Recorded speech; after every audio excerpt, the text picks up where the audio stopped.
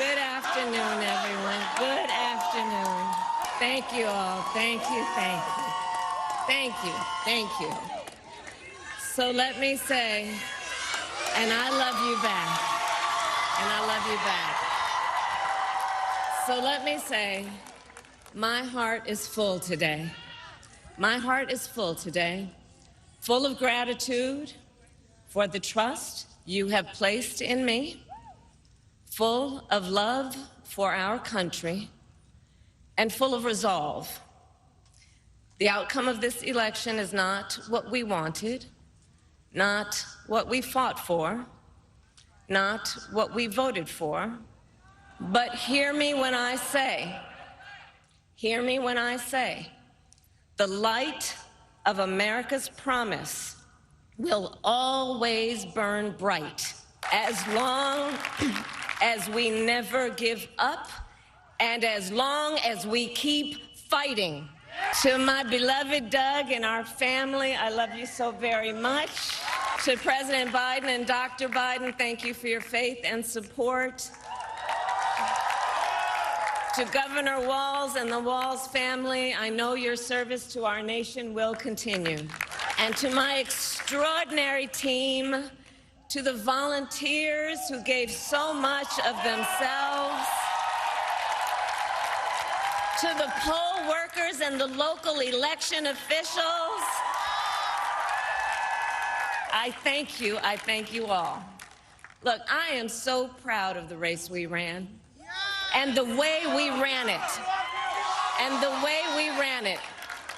Over the 107 days of this campaign, we have been intentional about building community and building coalitions, bringing people together from every walk of life and background, united by love of country with enthusiasm and joy in our fight for America's future. And we did it with the knowledge that we all have so much more in common than what separates us. Now, I know folks are feeling and experiencing a range of emotions right now. I get it. But we must accept the results of this election. Earlier today, I spoke with President-elect Trump and congratulated him on his victory. I also told him that we will help him and his team with their transition, and that we will engage in a peaceful transfer of power. A fundamental principle of American democracy is that when we lose an election, we accept the results. That principle, as much as any other, distinguishes democracy from monarchy or tyranny. And anyone who seeks the public trust must honor it. At the same time, in our nation, we owe loyalty not to a president or a party, but to the Constitution of the United States, and loyalty to our conscience and to our God. My allegiance to all three is why I am here to say, while I concede this election, I do not concede the fight that fueled this campaign. The fight for freedom, for opportunity, for fairness, and the dignity of all people. A fight for the ideals at the heart of our nation, the ideals that reflect America at our best. That is a fight I will never give up. I will never give up the fight for a future where Americans can pursue their dreams, ambitions, and aspirations, where the women of America have the freedom to make decisions about their own body and not have their government telling them what to do. We will never give up the fight to protect our schools and our streets from gun violence. And America, we will never give up the fight for our democracy, for the rule of law, for equal justice, and for the sacred idea that every one of us, no matter who we are or where we start out, has certain fundamental rights and freedoms that must be respected and upheld. And we will continue to wage this fight in the voting booth, in the courts, and in the public square.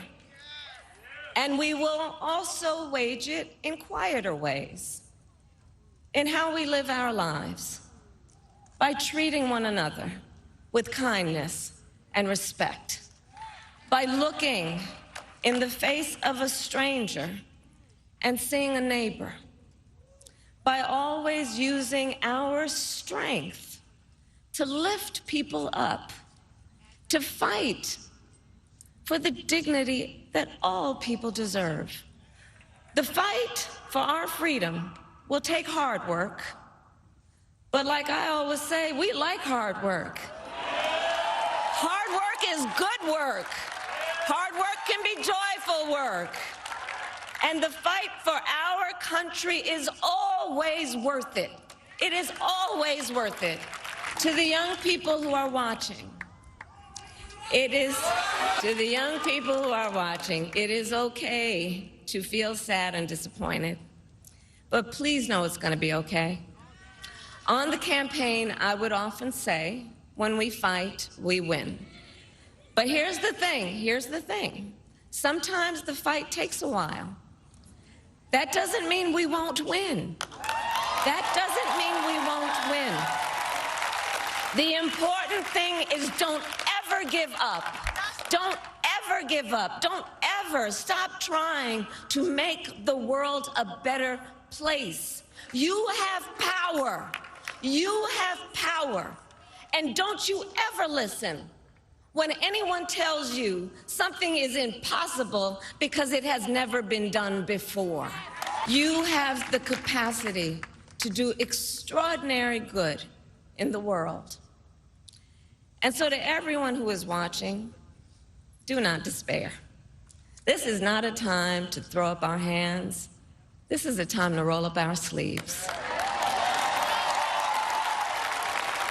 This is a time to organize, to mobilize, and to stay engaged for the sake of freedom and justice and the future that we all know we can build together.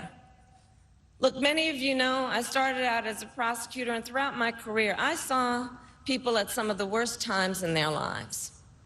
People who had suffered great harm and great pain, and yet found within themselves the strength and the courage and the resolve to take the stand, to take a stand, to fight for justice, to fight for themselves, to fight for others. So let their courage be our inspiration. Let their determination be our charge. And I'll close with this.